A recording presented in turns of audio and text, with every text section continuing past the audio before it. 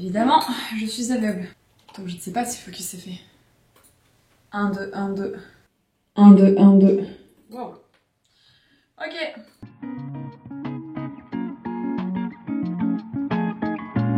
Ok, et ben c'est parti.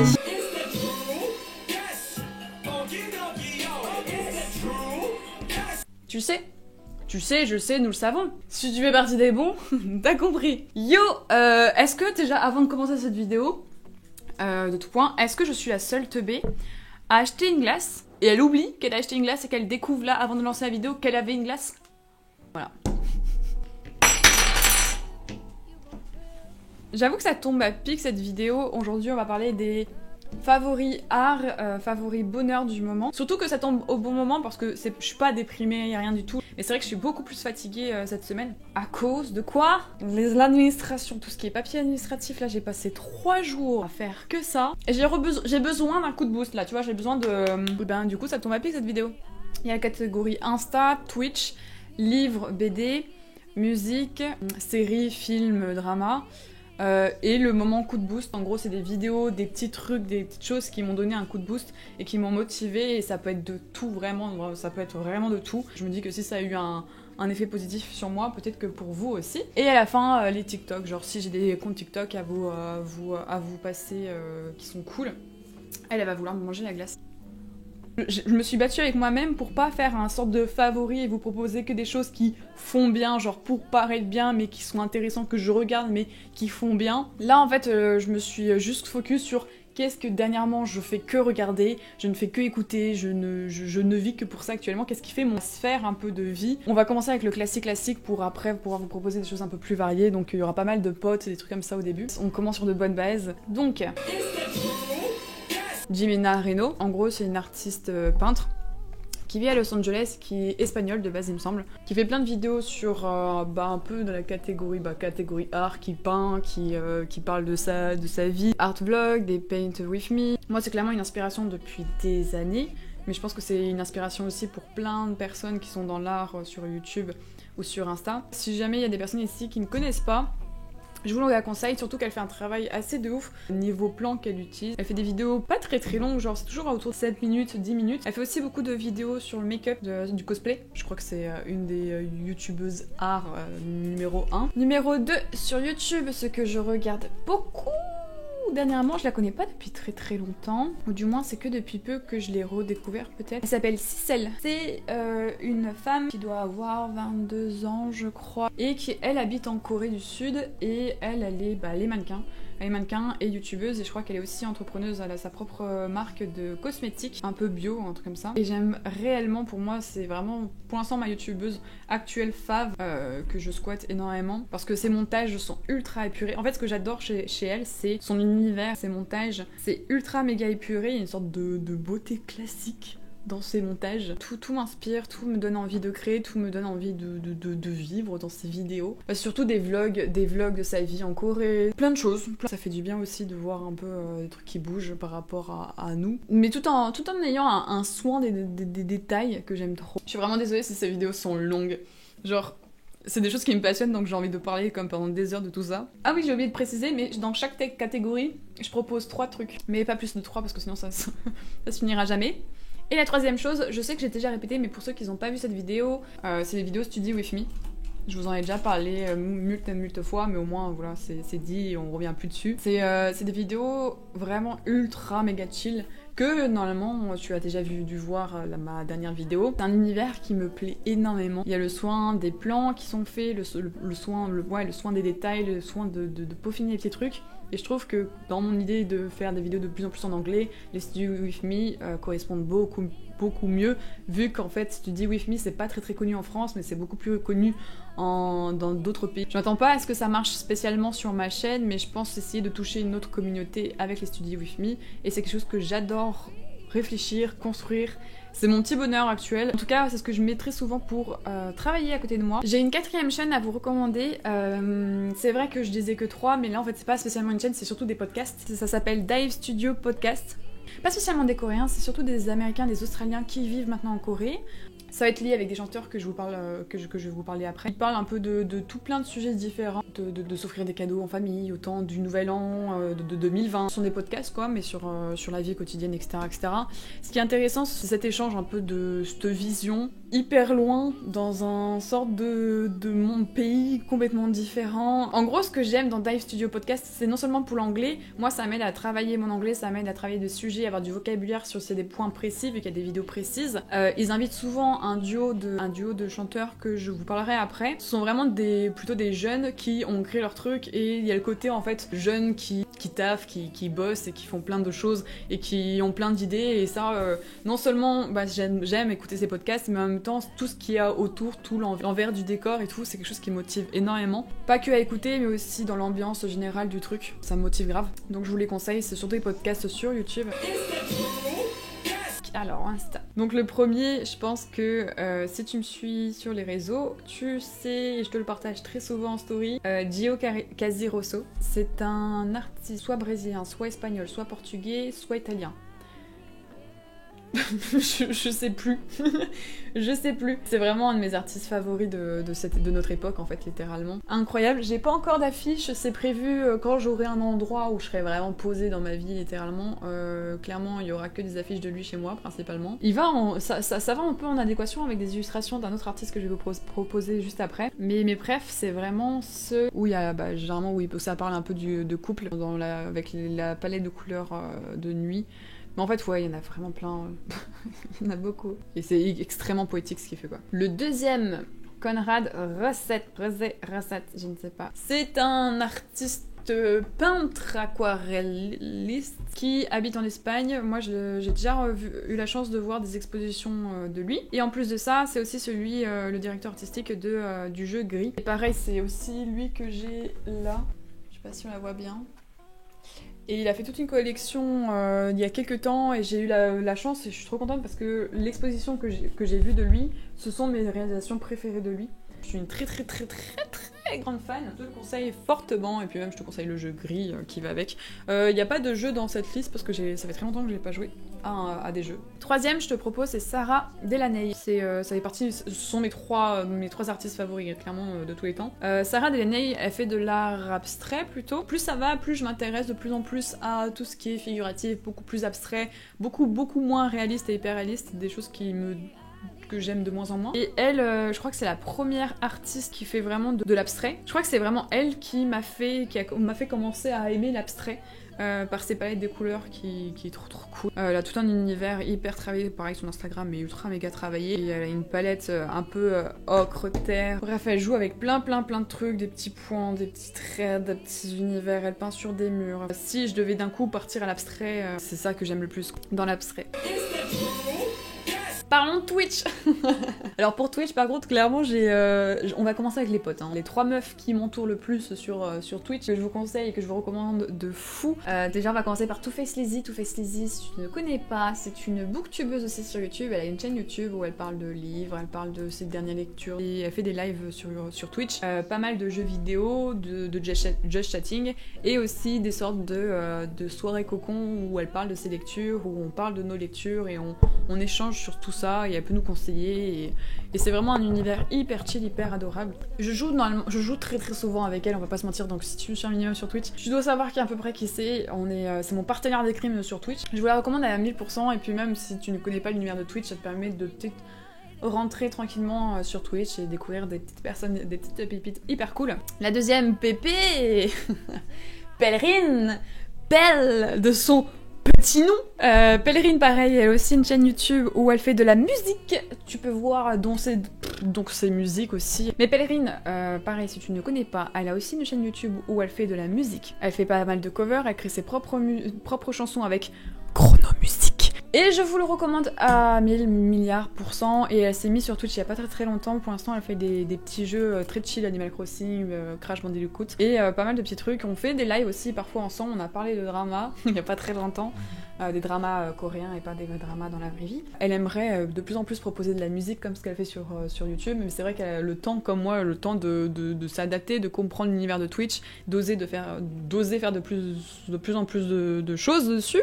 Donc voilà, je vous conseille vraiment, je pense que c'est une petite personne à suivre et à recommander, et tu pourras dire que tu étais là avant tout le monde. Troisième personne, toujours dans les potes, toujours dans les gros poteaux, Elta sur Twitch. Alors Elta, elle fait un peu de tout, elle fait beaucoup de jet chatting, elle teste beaucoup de jeux très différents, elle fait des lives où elle teste plein d'arts différents, elle a aussi une boutique de stickers, et ouais, c'est une sorte de petite boule d'énergie hyper positive qui va vraiment, pareil, vraiment taffer de ouf malade, et il a vraiment une énergie débordante. Pour sûr, il y aura un live qui te plaira. Tu pourras dire aussi que tu étais là. Ces 3 petites communautés, ces 3 petites personnes ultra adorables. Évidemment, hein, n'hésitez pas à partager aussi vos favoris, que ce soit musique, art, YouTube, tout ce que tu veux, parce que voilà, c'est du partage, vous me faites découvrir des choses, je vous fais découvrir des choses. Et puis voilà!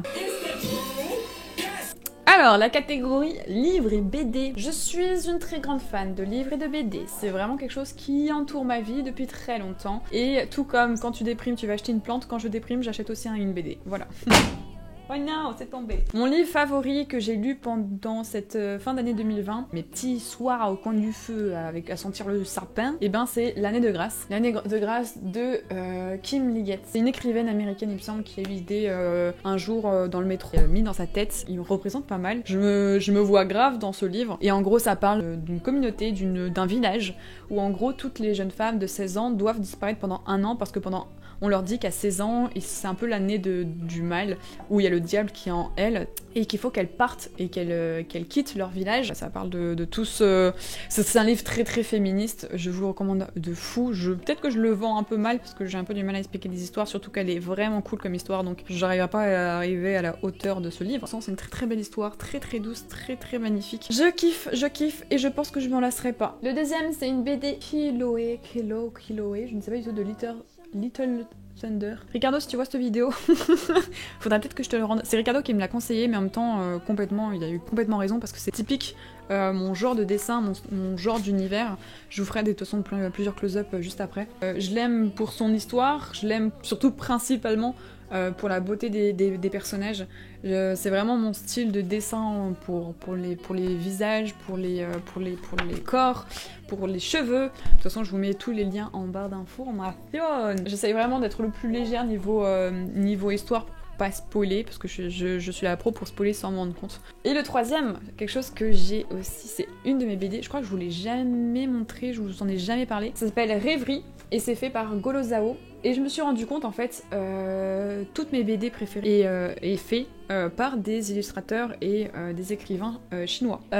C'est un livre qui est tout autant surréaliste dans sa manière d'être écrit, dans l'histoire en général. Je sais que ma sœur n'avait pas trop accroché quand je lui avais montré ça. J'ai accroché non seulement parce que, voilà, la qualité visuelle des dessins est incroyable, il est fat, il est beau, hein. Ce livre est magnifique. On dirait que ça a été fait sur feuille marron, genre une sorte de papier craft, et par-dessus il a dessiné au stylo noir et au stylo blanc, quoi. Et c'est comme le nom l'indique, c'est très rêverie, hein, l'histoire.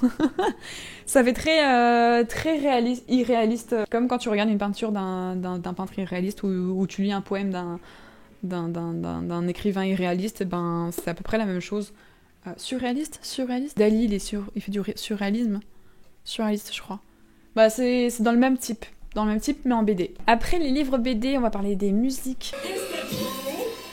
Les 3 qui passent en boucle, qui me suivent dans ma journée, matin, midi, soir, ça va avec ce que je vous ai raconté tout à l'heure avec Dive Studio Podcast. En gros, il y a LXX et Corbin.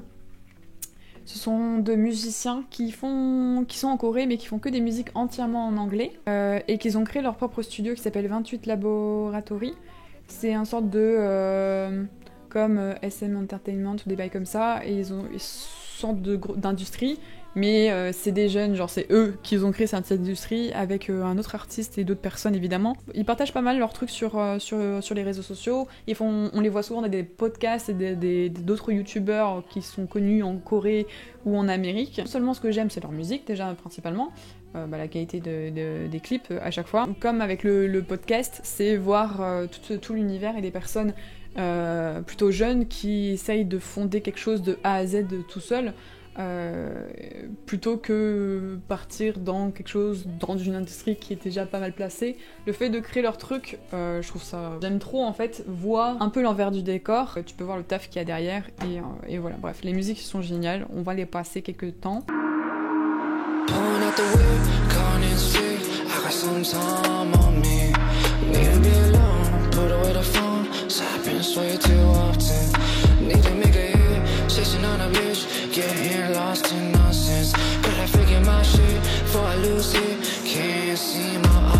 Et celle, vraiment la musique numéro 1 que j'écoute en boucle depuis quelques temps.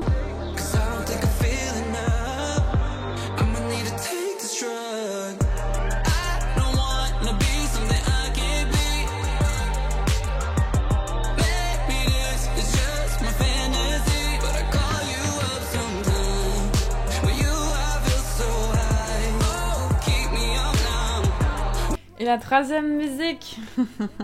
Mais vraiment, je me fais un peu justice pour vous montrer vraiment ce qui fait ma vie actuelle et ce qui m'entoure. Alors, je ne sais pas si des gens vont reconnaître.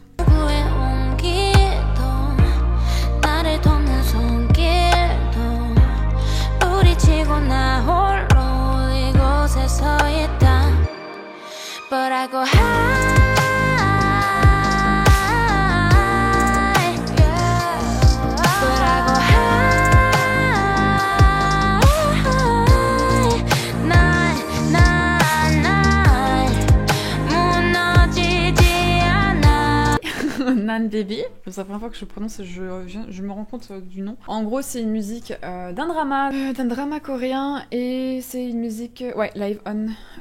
Et c'est la musique un peu, une des musiques phares du drama qui revient assez souvent dans les moments un peu tragiques, un peu tragédie, un peu, voilà. Pareil, ça fait partie des musiques qui me foutent une chair de poule. Les musiques des dramas ils te font des choix particuliers hyper cool. Et qui dit musique de drama, ça, j'étais obligée de la passer. Vraiment, je vous montre mon univers de fou. Le jugement n'est pas permis dans ces vidéos.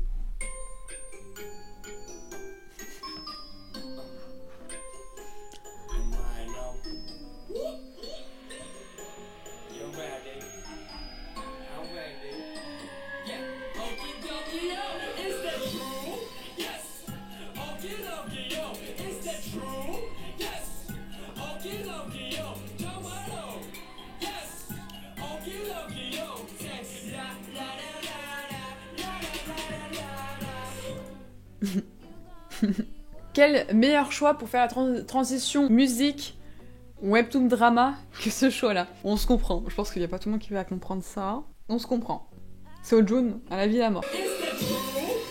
En gros, ouais, c'est un peu la catégorie série, film et drama si on a, et webtoon si on a. Actuellement, je suis retombée dans la magie des dramas depuis plusieurs mois maintenant, ça me lâche pas. Si tu connais cette musique, ça veut dire que tu connais et tu lis les webtoons, et surtout True Beauty en webtoon. Les webtoons, c'est pas ce que c'est une sorte de BD que tu trouves en application. Par exemple, les mangas, ça vient du Japon, et les webtoons, c'est pas mal lié à la Corée. Et c'est vraiment des gros friands et qui consomment beaucoup de webtoons. Et en gros, il y a un webtoon très connu qui s'appelle True Beauty, qui a commencé l'année dernière je crois, et qu'on est pas mal à regarder. C'est une sorte de drama mais en livre, et qui a eu son adaptation en drama. Au début j'étais pas très chaud par le drama, et c'est bon, je commence à kiffer le drama là, commence à me plaire. Et ils ont sorti le drama sur Viki. Viki c'est quand même Netflix, mais pour les dramas coréens, japonais, chinois et taïwanais. Il y a pas mal de séries et tout, de films qui est un peu à la mode drama. Bien que Netflix, ils ont un super catalogue qui s'agrandit de jour en jour, donc tu peux regarder des dramas que sur Netflix, ça marche très bien. Là, dernièrement, je regardais Sa vie privée. C'est un drama classique, il est vraiment cool, il est pas prise de tête, il est pas incroyable, mais l'univers, ça parle des galeries et de l'art, donc ça parle souvent, rarement de ça. Donc pour une fois, je suis grave contente. Sinon, avec le même acteur que dans True Beauty, ça s'appelle Live On, du coup, que je t'ai donné la musique, la Nan Bibi, qui me fait penser à School 2015, que j'avais grave kiffé à l'époque. Et sinon, je suis en train de regarder Le Conte des 9 queues, comme drama. Je suis à l'épisode 8, c'est un très grand classique que moi je n'ai pas regardé, du coup je suis en train de le rattraper actuellement. Donc voilà, c'est les 4 dramas que je regarde actuellement. Je regarde tout en anglais et ça fait plaisir, ça me fait vraiment progresser, vu que chaque drama a à peu près sa période, son époque et son sujet, donc j'apprends beaucoup de vocabulaire et ça me fait vraiment level up. vu la consommation excessive que j'en fais. Pareil, j'avais fait un live spécial où avec Pèlerine où je parlais des dramas. C'est vrai que du coup là j'en parle assez librement et ouvertement. Pendant très longtemps je n'osais pas en parler parce que dès que t'en parles, dès que tu m'évoques le sujet de la Corée, vu que ça fait un gros boom dernièrement, t'es direct associé, t'es direct critiqué. Genre dès que j'en parle sur Twitch, j'ai toujours au moins une personne qui se fout de ma gueule en disant qu'il fallait bien que j'ai un défaut. J'en parle vachement librement sur cette vidéo parce que je me dis que c'est bon, on a fait le tri des personnes un peu toxiques. Dire que tu craches sur une personne parce que la personne regarde des dramas ou parce qu'elle écoute de la K-pop, c'est comme cracher sur une personne parce qu'elle dit qu'elle regarde une série américaine ou qu'elle écoute une musique américaine. Ça revient au même et c'est complètement débile. Si ta vision de ma personne change parce que je te dis que je regarde des dramas et que j'écoute des musiques qui viennent de Corée, et bien ça veut dire que tu fais pas partie, que cet univers ici sur ma chaîne YouTube ne t'intéresse pas, donc clairement je te conseille juste de plus me suivre.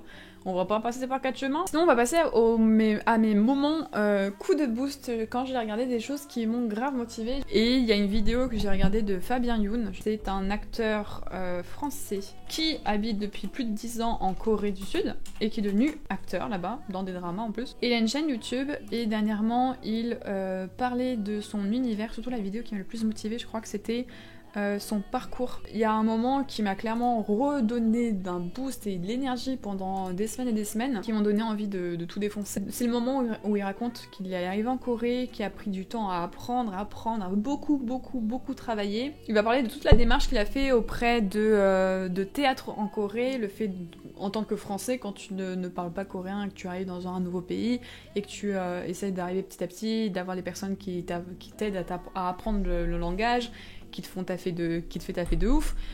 En fait, tout son parcours, je le trouve ultra motivant. Le fait de pas du tout parler une langue et d'arriver dans un pays et de tout recommencer de A à Z et d'en arriver à, du coup là il est acteur depuis quelques temps. Génial et ultra motivant de voir quelqu'un taffer et de se dire ok des fois effectivement ça prend du temps pour arriver dans tes projets, pour arriver à ton but, ça prend du temps mais ça vaut le coup. Clairement ça vaut le coup de prendre le temps et de taffer bien plutôt que tout vouloir d'un coup tout de suite et de foirer un peu tout. De poser ses bases et d'évoluer petit à petit plus les années passent. Là c'était vraiment, j'avais cette vidéo en particulier à vous parler, qui a été mon coup de boost. Sinon mes coups de boost là c'est un peu tout ce que je vous ai évoqué depuis le début de cette vidéo. Tout ça c'est des coups de boost au quotidien pour moi. Et la dernière catégorie c'est la catégorie TikTok. TikTok, je vous conseille Mikan Kei. C'est une illustratrice française que je suivais déjà sur Insta, que je connaissais déjà à peu près de nom, que je savais que ça faisait partie de la sphère illustratrice française, mais je l'ai clairement redécouvert son contenu, redécouvert sa personnalité sur TikTok. Je suis retombée sur une de ses vidéos et j'ai clairement dès la première vidéo accroché à son univers, parce que vraiment, d'un côté ça me fait un peu peur, mais en même temps je trouve ça ultra fascinant, tellement j'ai l'impression que c'est moi. C'est fou. Il y a des choses, elle parle de plein de sujets, elle fait des vidéos ultra intéressantes sur TikTok où elle vous apprend à utiliser votre iPad Pro, des petits tips de dessin. Elle va faire les mêmes choses qu'elle partage un peu en story à Insta, mais sur TikTok, comme un truc sur Daniel Balavoine, où elle fait aussi un jeu où elle dessine une illustration, et avec cette illustration, tu dois deviner un peu de quelle musique elle parle. Et en fait, dans plein de petits posts qu'elle a fait, de plein d'illustrations qu'elle a fait, il y a des points ultra précis qui font partie de ma personnalité et qui font partie de sa personnalité. Et moi, par exemple, dans toute cette vidéo, mes coups de boost, je voyais que ces coups de boost étaient exactement les mêmes coups de boost que moi. Je vous la conseille de fou. Elle a un univers de malade, on va pas se mentir. Et la deuxième, Elora Potra. D'ailleurs, je vais vous parler aussi d'un autre truc. Elora Potra, si tu ne me suis pas sur Twitch, en gros, toutes mes illustrations d'origine japonaise ont toutes, particulièrement presque toutes, sur quelques-unes, été dessinées grâce à des refs que Elora Potra a fait et qu'elle a partagé. Donc Elora Potra Owakita, si tu suis, a partagé un sorte de document avec plus d'une centaine de photos d'aventures japonaises que j'ai utilisé pour la plupart pour mes illustrations. Et pareil, Elora Potra, donc Owakita, a ouvert un TikTok il y a pas très longtemps et en gros elle a créé son propre TikTok où elle reprend ses illustrations et elle fait des petites animations où elle reprend des trucs qu'elle avait filmés dans ses voyages au Japon avec à peu près son code colorimétrique. Et vraiment ça fait penser aux vidéos un peu Study With Me ou de chill music lofi et c'est hyper chill, je vous le conseille à fond. J'ai juste 2 trucs sur TikTok à vous proposer. Ça a été ma première du coup vidéo favoris art.